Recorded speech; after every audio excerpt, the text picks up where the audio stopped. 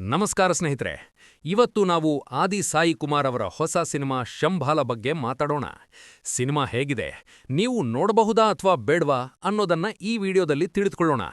ಈ ಕಥೆ 1980ರಲ್ಲಿ ಶಂಭಾಲ ಅನ್ನೋ ಒಂದು ಹಳ್ಳಿಯಲ್ಲಿ ನಡೆಯುತ್ತೆ.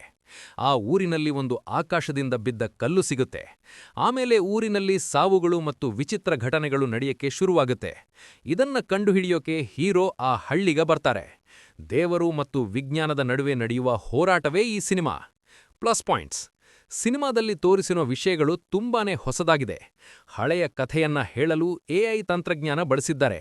ಅದು ನೋಡಕ್ಕೆ ತುಂಬಾ ಚೆನ್ನಾಗಿದೆ. ಹಿನ್ನೆಲೆ ಸಂಗೀತ ಸಿನಿಮಾಗೆ ಒಳ್ಳೆಯ ಶಕ್ತಿ ಕೊಟ್ಟಿದೆ. ಸಿನಿಮಾದ ಡೈಲಾಗ್ಗಳು ತುಂಬಾ ಅರ್ಥಪೂರ್ಣವಾಗಿವೆ. ವಾಸ್ತು ಮತ್ತು ಕೆಲವು ಹಳೆಯ ವಿಷಯಗಳ ಬಗ್ಗೆ ಹೊಸ ಮಾಹಿತಿ ನೀಡಿದ್ದಾರೆ.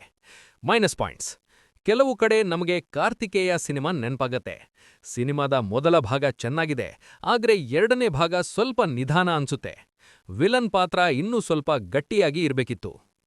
ಆದಿ ಸಾಯಿ ಕುಮಾರ್ ಅವರ ಹಳೆಯ ಸಿನಿಮಾಗಳಿಗೆ ಹೋಲಿಸಿದ್ರೆ ಇದು ತುಂಬಾ ಚೆನ್ನಾಗಿದೆ. ಒಂದ್ಸಲ ಖಂಡಿತ ನೋಡಬಹುದು. ಫ್ಯಾಮಿಲಿ ಜೊತೆ ಕೂತು ನೋಡುವಂಥ ಸಿನಿಮಾ ಇದು.